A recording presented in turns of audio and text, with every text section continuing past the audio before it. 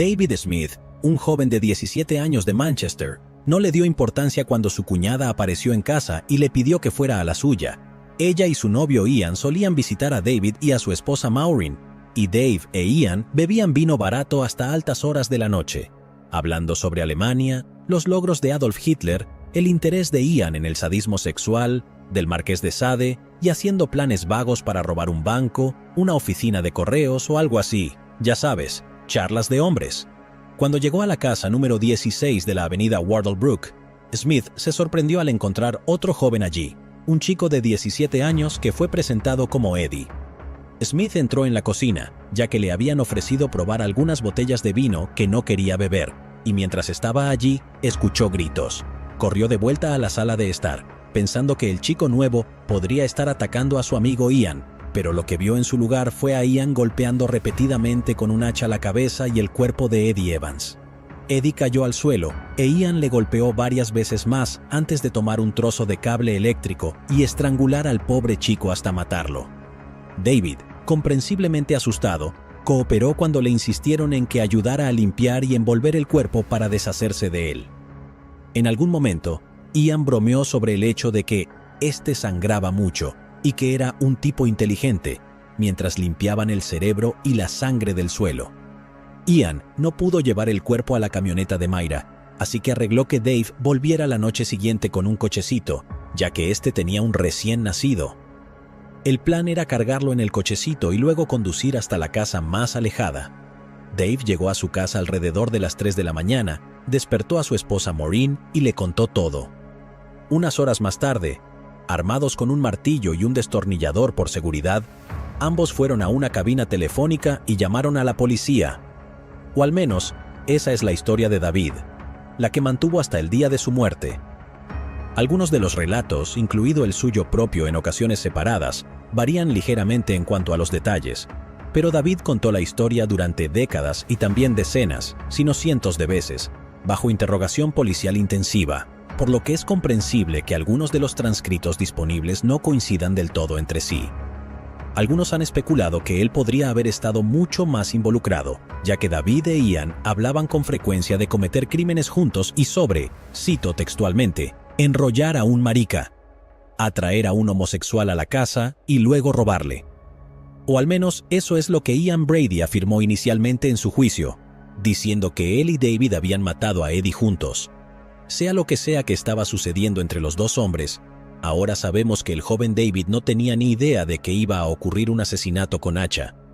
Cuando la policía llegó a la mañana siguiente, conscientes de que había armas de fuego en la casa, esto fue antes de los equipos SWAT o del SO-19, golpeando por todos lados y descendiendo por edificios, así que necesitaban pensar cuidadosamente cómo ingresar. Al ver una furgoneta de reparto de pan cerca, el detective superintendente Bob Talbot se acercó al conductor y le pidió prestada su chaqueta blanca del uniforme antes de llamar a la puerta. Myra Hindley abrió la puerta confundida, pensando que Talbot era un repartidor de la panadería Tip Top, ya que llevaba la chaqueta, por lo que dijo: «En nuestra casa siempre compramos el pan de Mother's Pride». Su confusión se resolvió cuando Talbot se identificó como un oficial de policía y exigió entrar. Dentro, encontraron a Ian Brady en ropa interior sentado en una cama y escribiendo una nota de enfermedad para enviar al trabajo. También encontraron una puerta de dormitorio cerrada con llave. Hindley dijo que la llave estaba en el trabajo, pero cuando se ofrecieron a llevarlos a la oficina para recogerla, Ian le dijo a Myra que entregara la llave. Luego, la policía encontró el cuerpo de Edward Evans, desnudo, mutilado, atado y envuelto en plástico. Naturalmente, en este punto, Ian Brady fue arrestado bajo sospecha de asesinato. Myra no fue arrestada, ya que esto ocurrió en 1965 en el norte de Inglaterra, y las mujeres eran demasiado periféricas y estereotipadas como para que surgieran de inmediato como sospechosas, especialmente cuando había un hombre cerca. A pesar de no estar bajo arresto, Myra insistió en acompañar a Ian junto con su perro a la estación. Ninguno de los policías involucrados en ese momento tenía idea de lo que se avecinaba. Un caso criminal que encolerizó a toda una nación y que ha repercutido hasta el día de hoy. El caso de los asesinatos de los Páramos, como se le conoció, se convirtió en el catalizador de importantes reformas tanto en el sistema de justicia penal como en la regulación de la prensa. Además, provocó un acalorado debate tanto en las dos cámaras del Parlamento como en la opinión pública, y sus repercusiones incluso perturbaron las aguas serenas de la academia, generando furiosos debates académicos sobre la agencia y representación de las mujeres, la naturaleza y los orígenes de la psicosis y el sadismo psicosexual, la sociedad permisiva y la censura de los medios de comunicación, además de los orígenes sociológicos y psicológicos del mal. ¿Alguna vez leyeron esta cita? Cada historia es una historia de Jesús, ya sea que el autor lo sepa o no. Me parece que esta es una afirmación simplista, y que no es estrictamente cierta en todos los casos. La gran mayoría de la literatura occidental, especialmente en el mundo de habla inglesa, ha sido moldeada por los remanentes persistentes del mito cristiano. Lo que esto significa es que casi todas las historias acaban tratando de la redención de alguna forma, ya sea del héroe abnegado, del mundo o de ambos.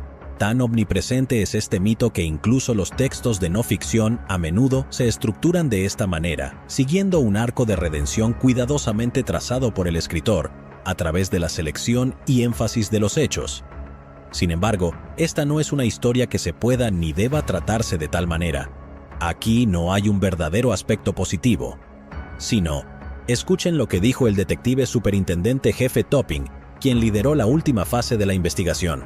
Resumiendo, eran pura maldad, salieron a violar y asesinar a niños pequeños. Como ven amigos, crímenes como este no encajan en un arco de redención ordenado.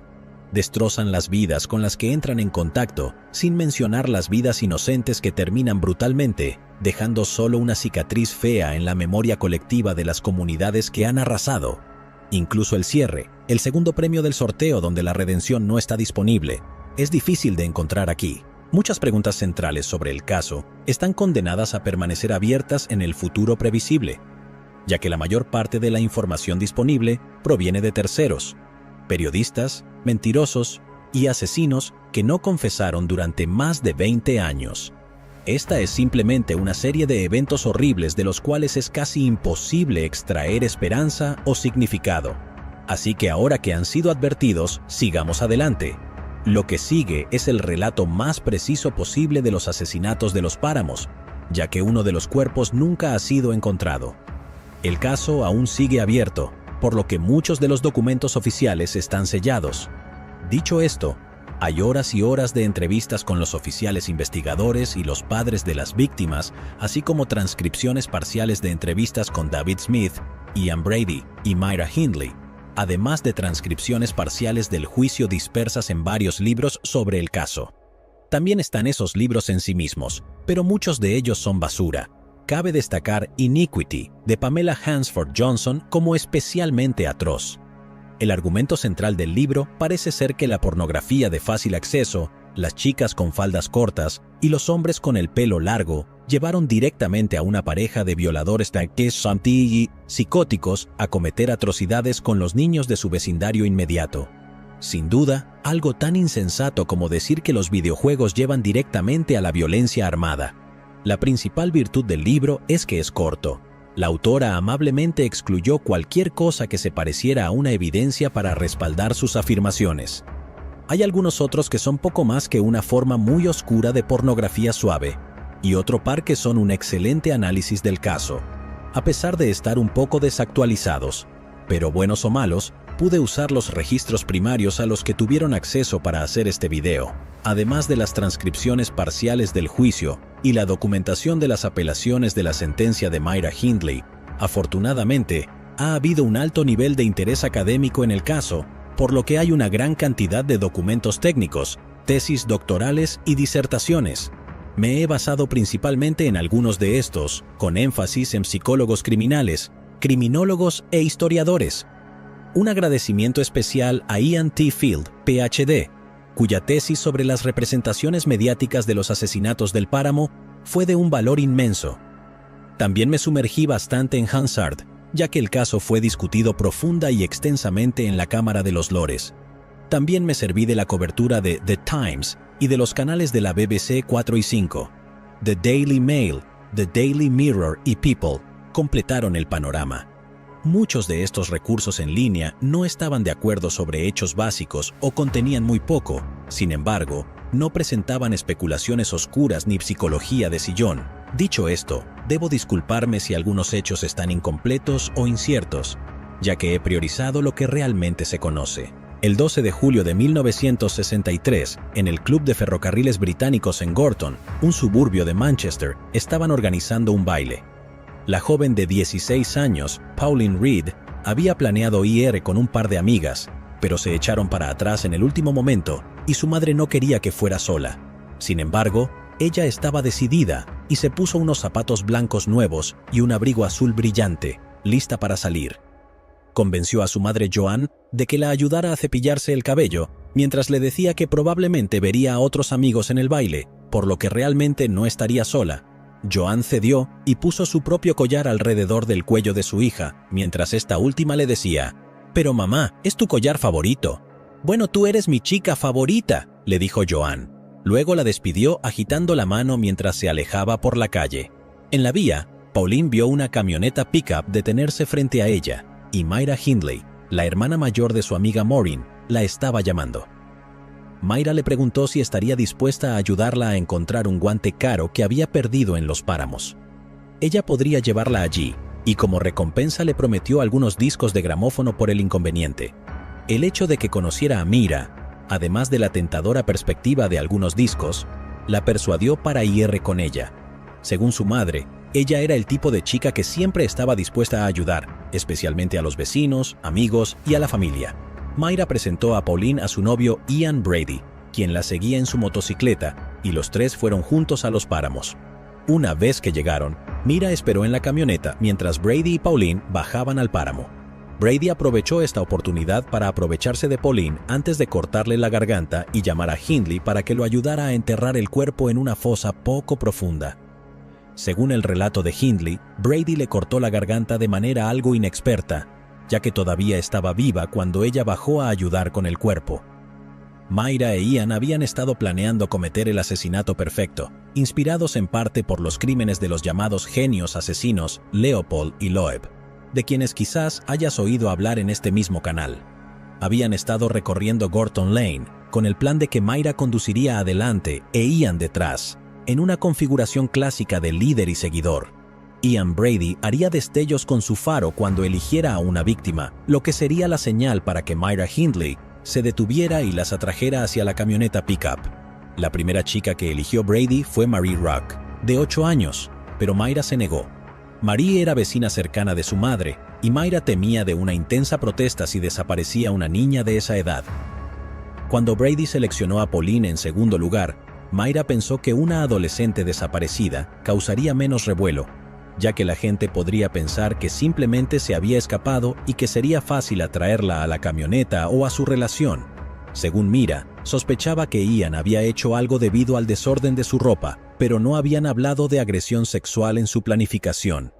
Hay razones para dudar seriamente de esto, pero lo veremos más adelante. En su camino de regreso desde los páramos, la pareja pasó a Joan, la madre de Pauline, y a amigos del vecindario mientras buscaban a Pauline a medida que se corría la voz de que estaba desaparecida. A lo largo de los años, Myra Hindley tendría frecuentes conversaciones con Joan Reed, consolándola sobre la desaparición de su hija y diciéndole que aparecería pronto. John Kilbride, de 12 años, fue al cine el 23 de noviembre de ese mismo año, 1963. En una entrevista con el Canal 5, la madre de John, Sheila, lo describió como un chico travieso que sonreía con cariño mientras decía las palabras. Explicó que la razón por la cual lo envió al cine fue porque estaba atormentando a sus hermanos y en general siendo alborotador. Antes de que saliera, ella le advirtió que estuviera alerta, ya que el vecindario aún se recuperaba de la desaparición de Pauline Reed. En la misma entrevista, Sheila expresó su arrepentimiento por solo haberle advertido a su hijo sobre los hombres malos, diciendo: «Nunca pensé que hubiera mujeres malas por ahí». Cuando John no regresó a casa después de la película, Sheila no estaba muy preocupada. Asumió que simplemente la estaba volviendo a ver, ya que en esos días las películas solían repetirse en bucle. Sin embargo, lo que John realmente estaba haciendo era ganar un poco de dinero extra en el mercado. Los niños solían recorrer los puestos del mercado y ayudar a mover cajas, limpiar o hacer otros trabajos ocasionales por unas pocas monedas. Tal vez todavía lo hagan. De todos modos, John estaba ocupado haciendo eso cuando se encontró con Myra Hindley e Ian Brady, que estaban buscando otra víctima en los mercados. Myra se encargó del acercamiento, persuadiendo a John para que los ayudara con algunas cajas en su furgoneta. Esto sería un trabajo remunerado con la oferta adicional de una botella de cerveza. Parece que John estaba feliz de ir con una pareja en lugar de ir con un hombre solitario, así que aceptó alegremente y se fueron. Una vez en la camioneta, llevaron a John al páramo Saddleworth. Como antes, Hindley esperó en la camioneta mientras Brady llevaba a John al páramo y lo agredía sexualmente antes de intentar cortarle la garganta con un cuchillo dentado. Cuando esto falló, Brady le quitó uno de los cordones de los zapatos del niño y lo estranguló hasta la muerte. Según Hindley, regresó al auto riendo y llevando el zapato, bromeando sobre lo desafilado del cuchillo. Luego volvieron juntos y enterraron a John en una fosa poco profunda. Es importante tener en cuenta que los detalles de estos crímenes provienen exclusivamente de Myra Hindley y en el contexto de una solicitud de libertad condicional, por lo que no está realmente claro qué tan desconectada estuvo de lo sucedido. Ella afirmó repetidamente que no tuvo nada que ver con la tortura y el abuso sexual. Pero una vez más, existen razones para tener serias dudas al respecto, como veremos pronto. El 16 de junio de 1964, Keith Bennett, de 12 años, se fue a la casa de su abuela en Longside a un corto viaje en autobús desde su hogar. Habían pasado 4 días del cumpleaños número 12 de Keith, y su madre recuerda haberse asegurado de que estuviera limpio, presentable y bien vestido. Le advirtió que estuviera alerta de los extraños, ya que las desapariciones de Pauline Reed y el joven John Kilbride habían puesto a toda la comunidad en alerta. Keith, el joven y brillante niño con anteojos y, según su madre, de dulce y servicial disposición, se encontró con Myra Hindley e Ian Brady sentados en su camioneta cuando, al igual que con John, le prometieron pagarle por cargar y descargar algunas cajas, además de llevarlo en su camioneta hasta la casa de su abuela. Según Hindley, el hecho de ser una mujer y la encantadora forma en que podía actuar facilitó el engaño de estos niños hacia las garras de Brady. Pero esto oculta una verdad más oscura. Myra Hindley e Ian Brady a menudo eran presentados como manipuladores psicológicos monstruosos, aficionados intelectuales del mal, dotados de un poder similar al de un flautista para atraer a los niños hacia su muerte. La simple verdad es que vivían en una zona empobrecida de Manchester, donde prácticamente todos se conocían. Ian Brady era un extraño conocido y Myra era una querida hija de una sólida familia local. Eran una comunidad unida. Explotaron sin piedad esta actitud de nosotros y ellos dentro del vecindario, seguros de que eran personalmente conocidos por sus víctimas o reconocidos como miembros internos en lugar de forasteros en el vecindario. En mi opinión, esto hace que la idea de ellos como depredadores astutos y malvados no sea creíble. Una caracterización más precisa sería la de carroñeros traicioneros que se aprovecharon de una vulnerabilidad al quebrantar la confianza de su comunidad. Pero esa es solo mi opinión. Lo que sucedió después fue casi lo mismo que con John Kilbride, con la excepción de que fotografiaron el cuerpo cuando terminaron antes de enterrarlo en una fosa extremadamente poco profunda. No sé por qué, pero ese detalle realmente me afectó. Se siente como si añadiera insulto a la herida. No solo andaban asesinando niños, ni siquiera les importaba hacer las cosas a fondo. El 26 de diciembre de 1964, Leslie Ann Downey, de 10 años, estaba esperando a que los vecinos la llevaran a los terrenos de la feria del pueblo, en la parte norte del centro de la ciudad de Manchester. Su madre recuerda en varias entrevistas que Leslie era una niña dulce y bien educada. Todas las mañanas se levantaba, hacía su cama y ayudaba con el desayuno. Era estudiosa en su trabajo escolar, popular entre sus amigos y, en palabras de su madre, nunca era el tipo de persona que le faltara el respeto a nadie. La madre de Leslie dice que estaba lavando los platos cuando Leslie se fue. Su hermano mayor Terry recuerda que se suponía que debía llevarla él mismo, pero se enfermó y no pudo salir. Parece que Leslie se separó de los niños con los que estaba. El último que la vio con vida fue en una pared de gravedad, que es una atracción en forma de rueda que sujeta a los pasajeros en el borde exterior mediante fuerza centrífuga. Cuando la madre de Leslie vio regresar a otros niños de la feria, comenzó a preocuparse. Recuerda haber gritado para ver si alguno de ellos había visto a Leslie. A medida que avanzaba la tarde y llegaba la noche, empezó a preguntar en las casas de los vecinos y para esa noche, la búsqueda estaba en marcha. Toda la familia sabía que su ausencia era muy inusual, pero intentaron tranquilizarse mutuamente diciendo que no le podía haber pasado nada malo. Terry le dijo al equipo del documental que, alrededor del momento en que tranquilizaba a su madre, Leslie estaba siendo enterrada en una fosa poco profunda en el páramo detrás de su casa. Por lo que sigue, tengo que disculparme. Es bastante duro, pero es importante, ya que habla del grado de culpabilidad de Myra Hindley. En varias ocasiones, ella se presentó como una víctima indefensa de Ian Brady, una cómplice inútil y enamorada que no tuvo participación en las violaciones o asesinatos reales. Estas afirmaciones han sido objeto de mucho escepticismo, en gran parte debido al caso de Leslie Ann Downey. La feria era un lugar popular para los niños, y siendo el día después de Navidad, estaba más concurrida de lo habitual. Ian Brady y Myra Hindley salieron de compras y decidieron dar un paseo por la feria para echar un vistazo, o al menos esa era la apariencia que querían dar. Probablemente ni necesitaban hacer compras, pero planeaban recorrer los terrenos de la feria en busca de una víctima en su camino a casa. Se encontraron con Leslie Ann Downey, quien llevaba un vestido de cuadros con cuello de encaje, aparentemente sola. Se acercaron a Leslie y dejaron caer deliberadamente algunas de sus compras. Leslie, siendo una persona genuinamente amable, les ayudó a recogerlas. Comenzaron a hablar y Myra Hindley le pidió a la niña que les ayudara a llevar las compras a su auto, un Mini Traveler, ya que habían cambiado su camioneta y que luego la llevarían de regreso a su casa en la avenida Wardlebrook. Leslie accedió. Según Myra, se sintió tranquila al ver que era una mujer. La llevaron de regreso a la casa de la abuela de Myra en la avenida Wardlebrook, donde ella vivía con Brady. Empezaron con Leslie y lo que le hicieron no me parece ni medio normal sinceramente.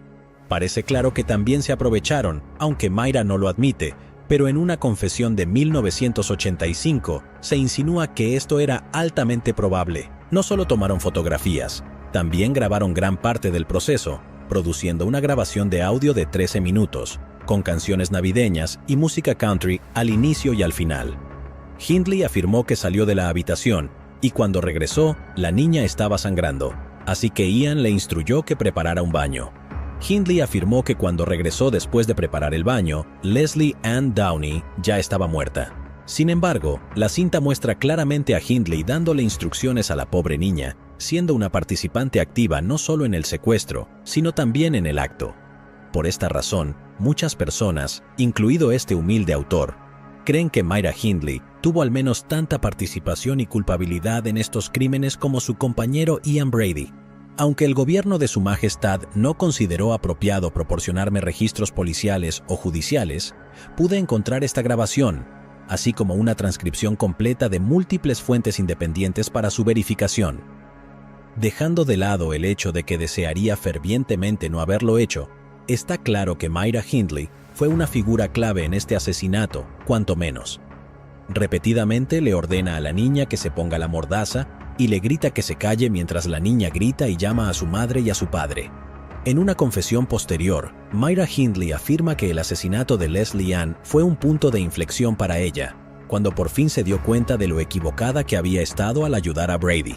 La cinta la condena, no solo en mi mente, sino también en la mente del jurado, la policía y, como era de esperar, de la madre de Leslie. Todos ellos escucharon todo o parte de la cinta. De todos modos, Leslie fue asesinada y su cuerpo fue llevado a Saddleworth y enterrado desnudo en una tumba poco profunda con su ropa a sus pies. El asesinato se considera el punto máximo de la carrera de Myra Hindley e Ian Brady, y no solo por su horror esencial. Aquí tenemos a una pareja de asesinos que confían en su estrategia, han perfeccionado sus métodos de selección y su técnica de captura parece fluida y eficiente. También hay un aumento en la confianza. No se están escapando a lugares tranquilos y apartados en los páramos. Llevan a la víctima a su propia casa. La fotografía y grabación de audio también hablan de una mayor confianza, así como de una mayor premeditación. Esto es a mediados de los años 60, recuerden, y tomar fotografías en interiores requería una buena preparación, y hacer una grabación de audio para cualquiera que no fuera un profesional de medios en ese momento no era algo que se pudiera hacer fácilmente o con apuro. El equipo involucrado era engorroso y exigía cierta capacidad técnica por parte del operador. En varios momentos durante la cinta, podemos escuchar un trío de sonidos rítmicos de crujidos. Décadas más tarde, Brady explica que el sonido era él ajustando las patas de un trípode de cámara. Está claro que, contrariamente a sus confesiones, esto fue una secuencia de eventos cuidadosamente planeados y ejecutados. De manera bastante inusual, pasó casi un año antes de que volvieran a matar. Por lo general, los intervalos entre los asesinatos en serie no se amplían, sino que se acortan. Sé que hay varias excepciones a esto, el caso del BTK me viene a la mente, pero sigue siendo lo suficientemente consistente como para ser una regla general. Tenemos algunos recuerdos sin fecha de personas que afirman haber sido abordadas por Hindley cuando eran niños. Algunos de estos testimonios parecen muy creíbles, incluso con la posible distorsión de la memoria y la evidencia debido a la notoriedad y el paso del tiempo. Por lo tanto, es posible que 1965 haya sido un año de intentos fallidos para ellos. En cualquier caso, el 6 de octubre de 1965, Ian Brady golpeó hasta la muerte al pobre Edward Evans con un hacha en la sala de estar de la casa número 16 de la avenida Wardle Brook, el lugar donde comenzamos esta historia. Evans ha sido descrito como la víctima olvidada de esta saga, y es cierto que su asesinato no ha recibido casi tanta atención como los demás. Es posible que esto tenga algo que ver con su edad, ya que un muchacho de 17 años no era considerado un niño en ese momento. La caracterización mediática de esta historia se siente como un Hansel y Gretel ultra dark sin final feliz, y hay mucho trabajo que dice que Evans fue prácticamente ignorado porque no encajaba en esta narrativa. Luego está el hecho de que, en el momento del asesinato y los arrestos posteriores, nadie podía haber sabido que esto tenía algo que ver con los niños desaparecidos. Solo 2 periódicos informaron sobre esto en ese momento, uno local y otro nacional, siendo este último The Guardian, presumiblemente porque comenzó como el Manchester Guardian y mantenía un interés en los sucesos de Manchester.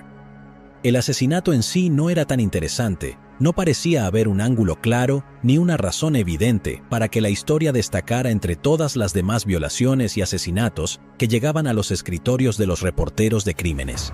En cuanto a la cobertura de la prensa después de que los crímenes se vincularon, algunos han sugerido que la prensa sensacionalista fue prejuiciosa con la posible homosexualidad de Evans, pero estoy de acuerdo con el Dr. Field cuando evalúa que no querían traumatizar aún más a su familia. La homosexualidad todavía era ilegal en ese momento, y Field destaca varias indicaciones de que los diarios no estaban dispuestos a difamar a la víctima. Aunque pueda parecer sorprendentemente decente para la prensa, las reacciones a estos crímenes fueron en realidad bastante complejas y en algunos casos inusualmente sensibles. Sé que dije al principio que no había realmente un lado positivo en la historia, y sigo sosteniendo eso. Sin embargo, hay un punto brillante, y es el desempeño de la policía. Desde el momento del arresto de Brady hasta el día de hoy, se han llevado a cabo múltiples investigaciones, y todas ellas cuentan con un trabajo policial ejemplar. Por supuesto, hubo algunas tonterías habituales asociadas con la policía en los años 60, pero en su mayor parte, el trabajo policial fue y sigue siendo ejemplar. Por supuesto, cuando arrestaron a Brady por primera vez, no tenían idea de ninguna conexión con los niños desaparecidos. Habían acudido a una casa donde se había informado de violencia y encontraron un cuerpo sin vida y un sospechoso sólido. Razonablemente, podrían haber considerado que su trabajo estaba hecho.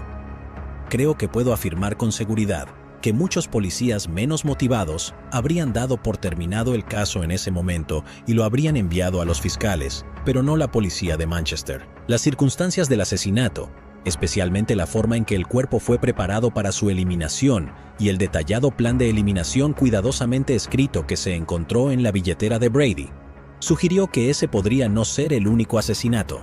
Añadido a esto, con la actitud perturbadoramente tranquila de Ian Brady, bien hablado, reflexivo y cuidadoso en todo lo que decía, así como el comportamiento francamente extraño y sin emociones de Myra Hindley, quien fue interrogada durante 4 días antes de ser arrestada, los policías sintieron que algo no estaba bien, así que continuaron presionando a David Smith para obtener más detalles, interrogando a Brady y Hindley y realizando una minuciosa búsqueda de la casa y las pertenencias. Brady, descrito por la policía como el tipo de hombre que no podía ir a un picnic sin desarrollar primero un plan de 3 páginas, había mantenido un diario o álbum de recortes en el que había escrito el nombre de John Kilbride junto a un garabato de la cara de alguien.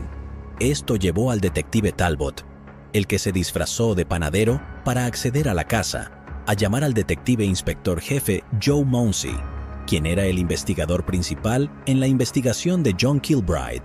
Había sido tan perseverante en su investigación del caso, trabajando en él a todas horas y actualizando frecuentemente a la familia del niño, que en su estación lo llamaban John Kilbride, el chico de Mounsey. El detective inspector en jefe Terrell de la CID de Manchester estaba buscando a la niña desaparecida, Leslie Ann Downey, y apareció mostrando un ejemplar cumplimiento del deber. Así que la investigación del inspector Talbot estaba bien coordinada en todas las jurisdicciones desde una etapa muy temprana, porque investigadores motivados, incluido el propio Talbot, decidieron seguir todas las pistas, por mínimas que fueran, y ahora se habían unido en un equipo eficaz. La policía encontró una gran colección de fotografías. Hindley y Baker eran ávidos aficionados a la fotografía, y no solo en la búsqueda de imágenes espeluznantes, parecían estar bastante dedicados al arte por sí mismo. Algunas de estas fotos en ese momento se consideraron provocativas o incluso pornográficas, aunque para nuestros ojos modernos son bastante inofensivas. Sin embargo, algunas de ellas eran simplemente extrañas. Mostraban a Myra Hindley, a Ian Brady o a ambos, a veces con el perro de Myra en varias poses en lugares completamente insignificantes de los páramos.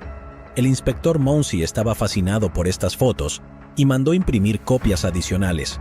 De todos los oficiales involucrados, él estaba convencido de que la pareja eran asesinos múltiples y pasó horas peinando los páramos con sus desafortunados subordinados, pero sin éxito. David Smith también reveló algunos detalles sobre cómo le habían pedido que le diera cualquier libro sospechoso a Brady, quien luego guardó esos libros en 2 maletas. No sabía dónde estaban las maletas, pero en entrevistas separadas le dijo a la policía que Brady, y cito, tenía algo por las estaciones de tren. La policía ordenó una búsqueda en las áreas de equipaje abandonado de todas las estaciones de la ciudad y la policía de transporte pronto las encontró en la estación central de Manchester. Así que felicitaciones a ellos por una coordinación inusualmente eficiente. Dentro de las maletas había una cornucopia de artefactos oscuros, libros sobre sabiduría sexual y revistas pornográficas, una copia del libro Mi lucha de Hitler, diversos objetos aleatorios y fotografías. También había 9 fotografías de Leslie Ann Downey atada, amordazada, desnuda y posando en una cama, así como una grabación de audio de 13 minutos que, al reproducirla, hizo que algunos detectives salieran corriendo de la habitación y que otros lloraran. Esta, por supuesto, era la grabación de la pobre Leslie siendo torturada. La explicación de Brady sobre las fotos y la grabación de Leslie fue que los 2 hombres llevaron a la niña a su apartamento y luego la llevaron de nuevo, aún viva. Hindley no dijo mucho, afirmando que solo brindó apoyo logístico y moral mientras Brady hacía su trabajo. Esto era parte de un plan concertado entre los dos. Brady, desde el principio, le aconsejó a Hindley que dijera lo menos posible y que estaba dispuesto a asumir el peso de cualquier cargo que se presentara, decidido a protegerla de la persecución lo mejor que pudiera, y lo hizo. Guardó silencio sobre la participación de Hindley durante más de 20 años. Mientras tanto, los investigadores habían notado que el plan de eliminación del cadáver que Brady guardaba en su billetera implicaba enterrar el cuerpo en el páramo Saddleworth. Se enviaron más de 150 oficiales a buscar en los páramos, en una línea suelta de búsqueda diseñada para cubrir grandes áreas de terreno lo más rápido posible. La policía usaba varillas de sondeo, cañas largas o varillas de acero que empujaban hacia abajo en la tierra y luego olfateaban en busca del olor a descomposición. Era un área enorme para cubrir y estaban terminando por el día cuando Bob Spires decidió ir rápidamente a hacer pipí. Para cuando terminó, la mayoría de los policías ya estaban en los autobuses y le gritaban que se apurara para poder ir al bar. Mientras regresaba apresuradamente, miró hacia abajo en una pequeña depresión en la tierra y vio lo que pensó que era un hueso afilado sobresaliendo. Llamó a sus superiores y descubrieron el cuerpo de un niño medio preservado. Inicialmente pensaron que habían encontrado a un niño pequeño y la madre de Leslie, que observaba la búsqueda desde detrás de la barricada, fue tranquilizada repetidamente de que no era su hija. hasta que encontraron la ropa enterrada a sus pies. Esto empeoró mucho más tarde cuando tuvo que identificar el vestido de su hija, y aún más tarde cuando la policía reprodujo extractos de la cinta que quitaban agonizando una y otra vez en un esfuerzo inútil por hacerlo menos traumático. Solo podemos imaginar lo malo que tuvo que ser ese día para todos los involucrados. El fotógrafo de la policía, Ray Gelder, notó cuando tomaba las fotos de la escena del crimen que las fotografías coincidían casi exactamente con esas extrañas fotos de la pareja en lugares aparentemente aleatorios de los páramos. La policía supuso que debían ser recuerdos de asesinatos, quizás fotos de los lugares de entierro, como había sugerido anteriormente el superintendente Mounsey. Una fotografía en particular parecía mostrar a Hindley con su perro en sus brazos, aparentemente mirándolo.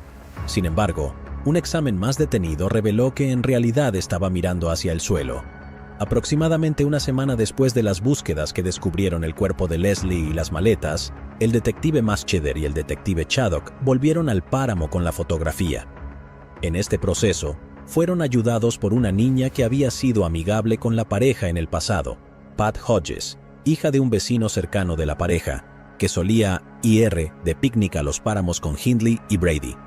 Ella les mostró a los detectives los lugares favoritos de la pareja, lo que le ayudó a nuestros dos detectives a reducir el área donde debían intentar emparejar su fotografía. Mascheder encontró el lugar y pasó por el sombrío ritual de usar la varilla para descubrir el olor a descomposición. Cuando excavaron, encontraron un zapato y luego el cuerpo de John Kilbride. La madre de John pudo identificar el zapato y la ropa de su hijo, ya que el zapato había sido reparado recientemente y ella misma había arreglado la mayoría de la ropa. Mientras tanto, un detective había encontrado el boleto del equipaje correspondiente a las maletas en el interior del libro de oraciones de Myra Hindley. Hindley había tenido una fascinación de por vida por el catolicismo. Los investigadores habían encontrado una manera de relacionar las marcas en los cabeceros de cama en las fotografías de Leslie Ann Downey con las de la cama en la casa de la avenida Wardle Brook. La pareja seguía resistiendo a la policía. Sin embargo, Myra Hindley se mostraba especialmente impasible durante los interrogatorios. Desconcertaba a los oficiales cuán calmada estaba. En una ocasión, durante una entrevista, le sirvieron el almuerzo con una foto de John Kilbride encima. Reaccionó con enojo, alegando que era injusto, y también se quejó porque no la dejaban volver a su casa con su madre, alegando que necesitaba teñirse el cabello, ya que le estaban saliendo las raíces y no quería presentarse descuidada ante el tribunal. La prisión no les permitía a los reclusos decolorar o teñir su cabello por razones obvias, por lo que la famosa fotografía de Hindley con las raíces a la vista se convirtió en una imagen icónica del mal femenino. La única otra vez que mostró emoción fue cuando los investigadores, en un intento por fechar las fotografías en los páramos según la edad de su perro, tuvieron que poner al animal bajo anestesia general para examinarle los dientes. Por alguna razón, el perro nunca volvió a despertar, y Hindley estaba furiosa, alegando que habían matado al perro por desprecio.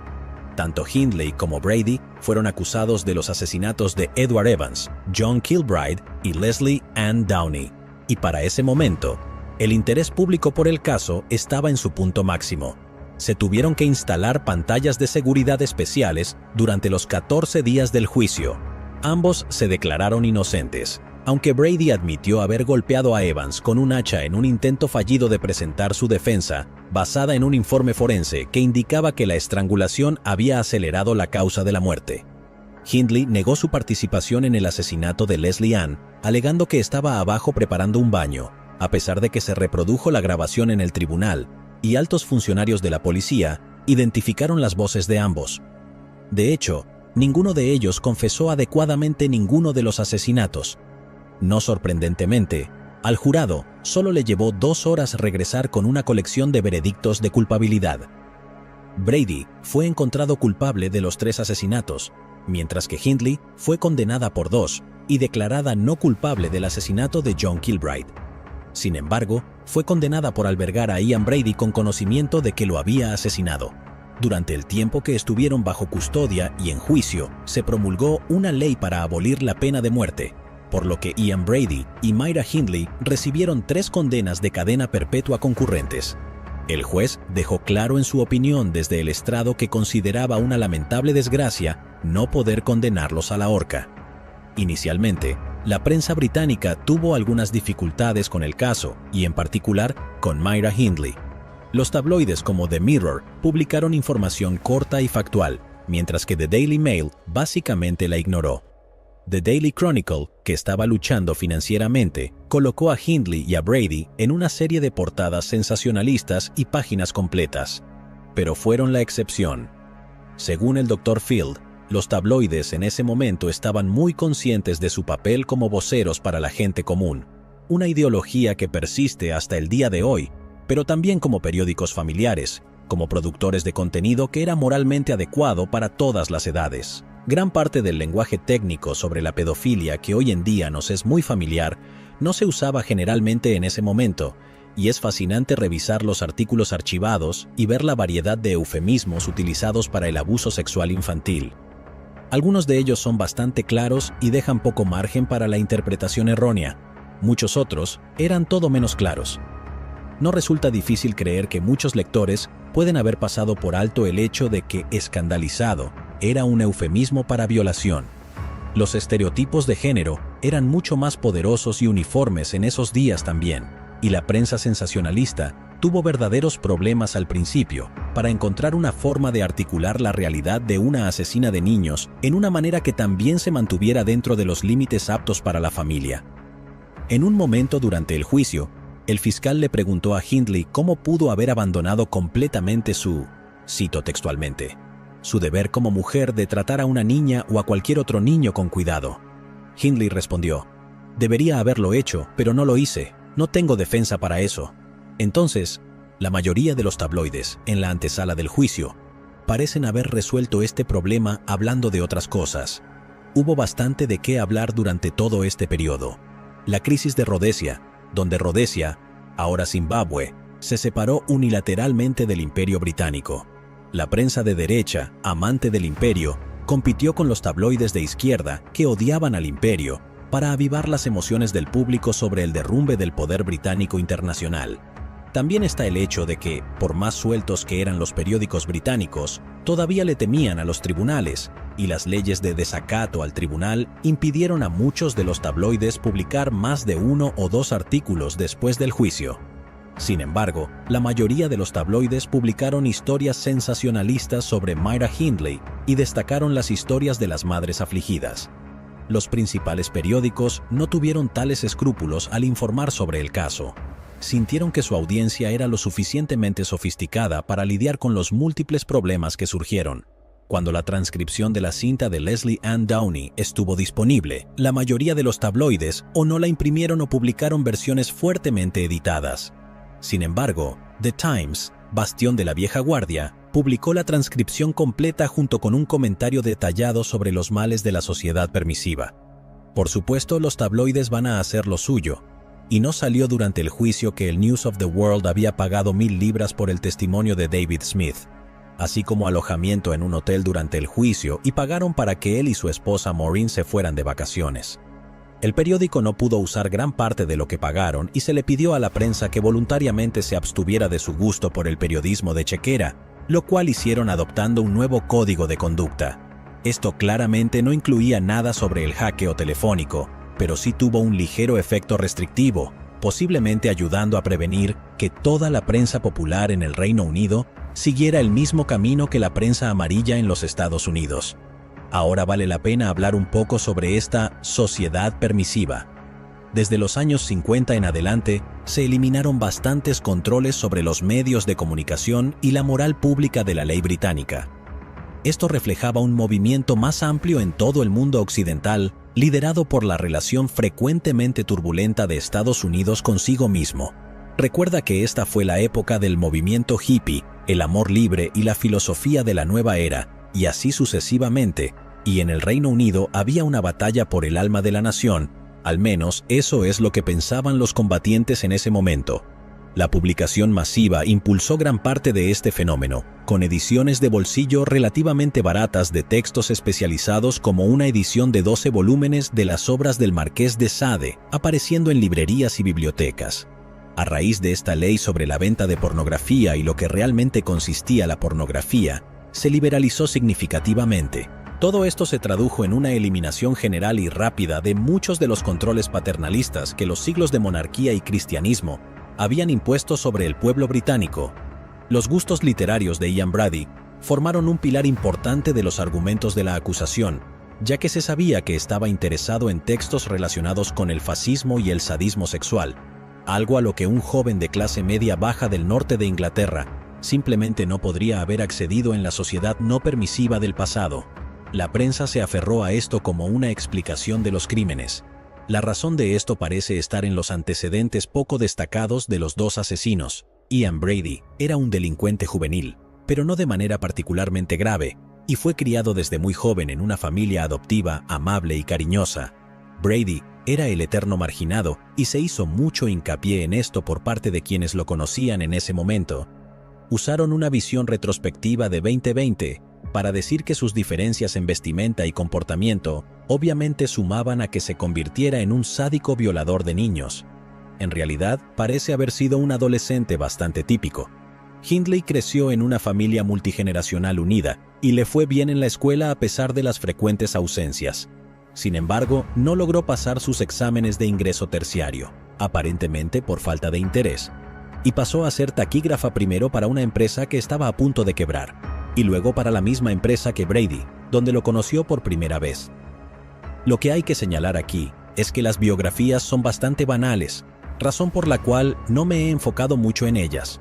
Ciertamente, Hindley haría afirmaciones de abuso violento a manos de su padre, pero esto fue décadas después de los crímenes, y ella es la única fuente de estas historias, con las que trataremos más tarde.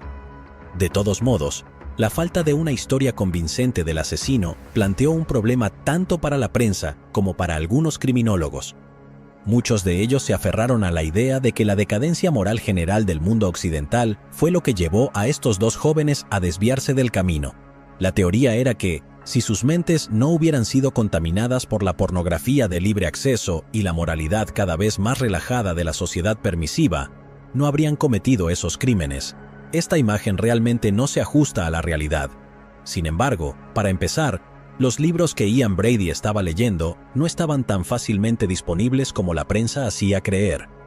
Brady gastó una proporción sorprendentemente alta de su salario para obtenerlos, así que no tenía textos baratos y fáciles de encontrar, sino que dedicó un esfuerzo y fondos significativos para obtenerlos. No fue una víctima indefensa de la contaminación moral, sino más bien un buscador motivado de ella. Hay una cantidad justa de prejuicio de clase en la representación de Brady como alguien completamente confundido por libros peligrosos. La idea era que solo los tipos de Oxbridge están preparados para procesar literatura compleja. Cuando seguimos su desarrollo como asesinos, parece bastante claro que ambos solo querían matar a algunas personas y sus propias explicaciones para ello son bastante insatisfactorias, lo que nos lleva a la conclusión algo insatisfactoria de que simplemente eran, aparentemente sin razón alguna, profundamente malvados. La pregunta sobre el papel de Myra Hindley en todo esto también fue objeto de un escrutinio intenso. Una de las opiniones más populares sobre Hindley es que era una especie de figura de Pigmalión, una chica inocente y sin educación moldeada por el contacto con un hombre más sofisticado y mayor. Hay algunas pruebas para esto en el hecho de que Hindley cambió su apariencia poco después de conocer a Brady, adoptando un estilo de vestir más atrevido y tiñéndose el cabello de rubio. Para el momento de su arresto, imitaba conscientemente el aspecto de Irma Grese, la bestia de Belsen, una infame nazi. Esta perspectiva no está corroborada por su propio testimonio en ese momento. Sin embargo, en su testimonio en el juicio se le ofrecieron oportunidades frecuentes tanto por la acusación y la defensa de desplazar la mayoría de la responsabilidad hacia Brady.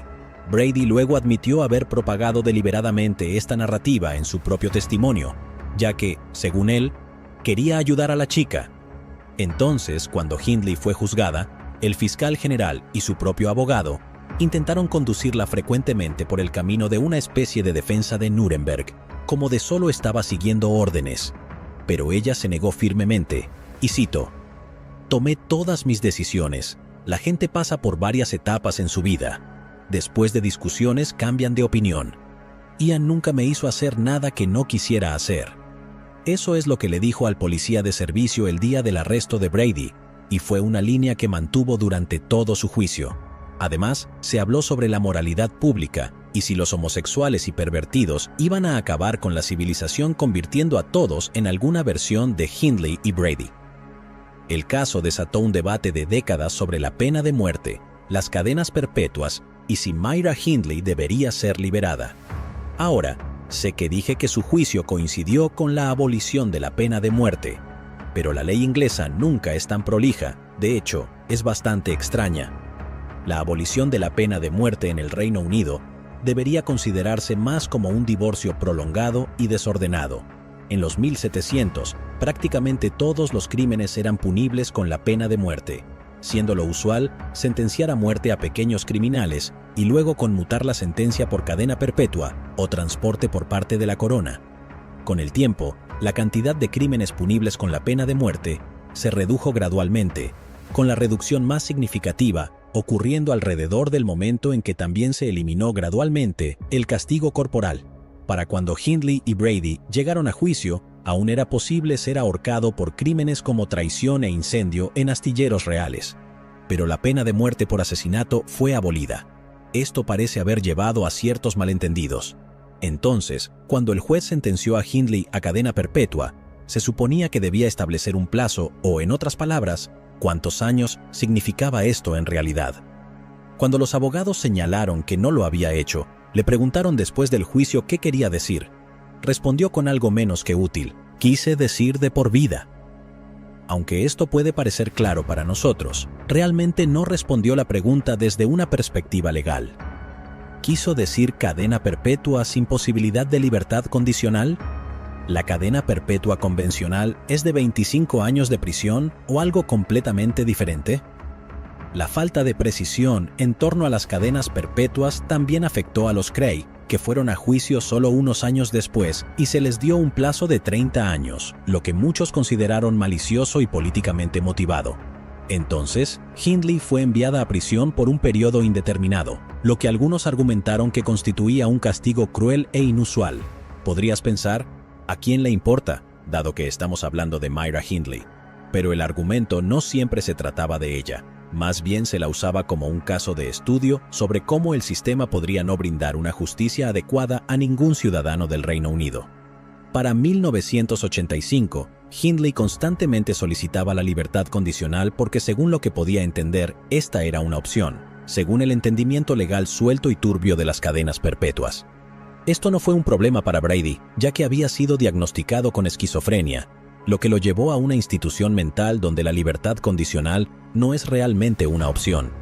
Mientras tanto, Hindley se había convertido al catolicismo, había tenido una relación lésbica con una de sus guardias de prisión, quien la ayudó en un intento fallido de escape, y reunió a un pequeño círculo de seguidores, incluido el benefactor serial Lord Longford, quien llevaría su caso a la Cámara de los Lores. El periodista de investigación del Daily Mail, Fred Harrison, había estado hablando con la pareja mientras trabajaba en un libro cuando Brady ofreció inesperadamente confesar a cambio de los medios para suicidarse. Harrison llevó esto a la policía. Nunca dejó de buscar a los dos niños desaparecidos y así fue como el detective superintendente Peter Topping inició la segunda investigación sobre los asesinatos de Del Páramo. En múltiples entrevistas con Brady, tanto Topping como Harrison recibirían testimonios sobre Pauline Reed y Keith Bennett. Brady se negó a hablar sobre cualquiera de los otros asesinatos y también puso continuamente condiciones imposibles para su confesión, más frecuentemente relacionadas con demandas de que lo mataran o que se le permitiera suicidarse.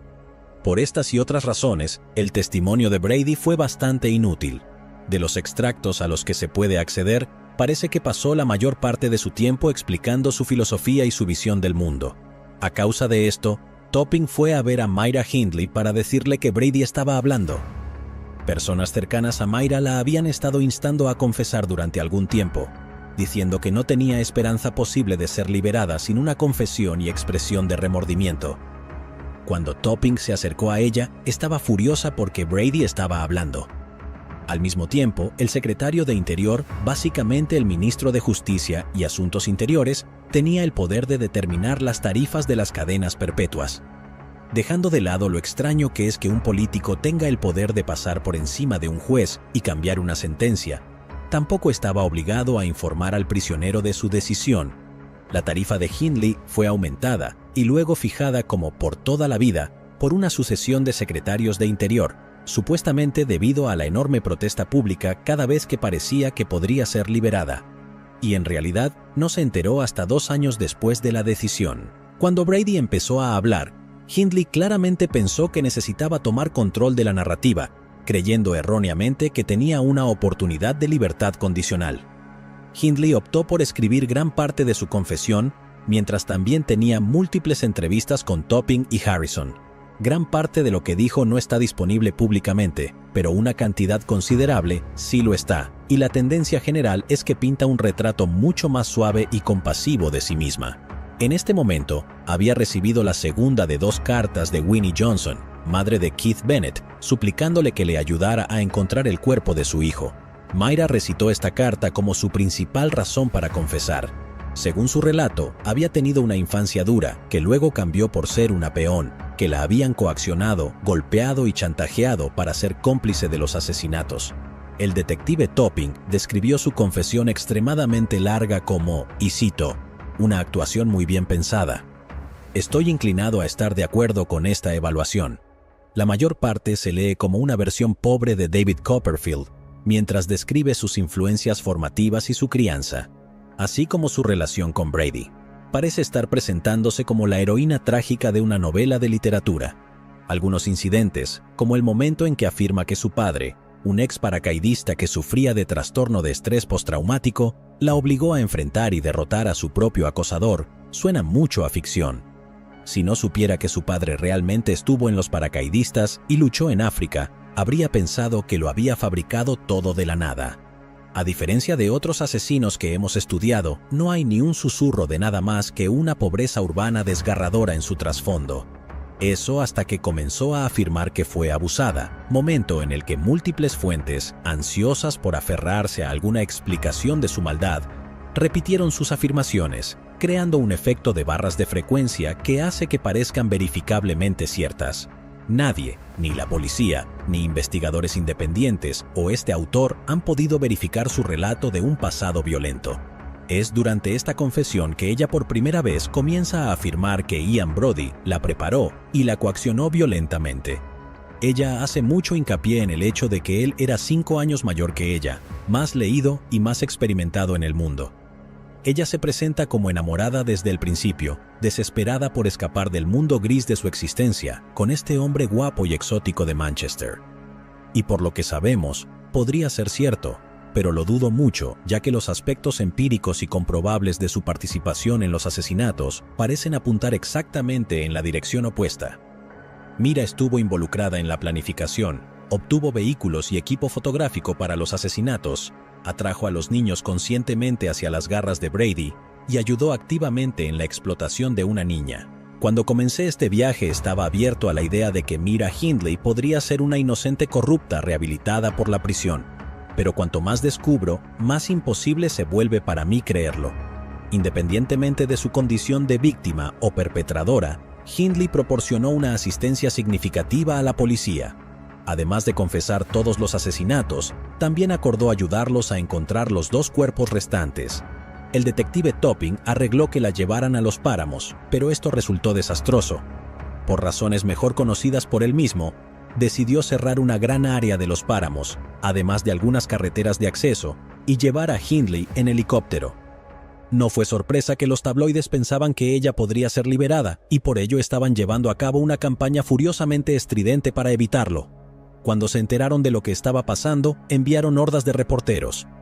Hindley, quien había estado encerrada durante 20 años para este punto, estaba confundida por su memoria que se desvanecía, los cambios topográficos y todos los helicópteros que volaban a su alrededor, y no podía señalar ningún sitio como las tumbas.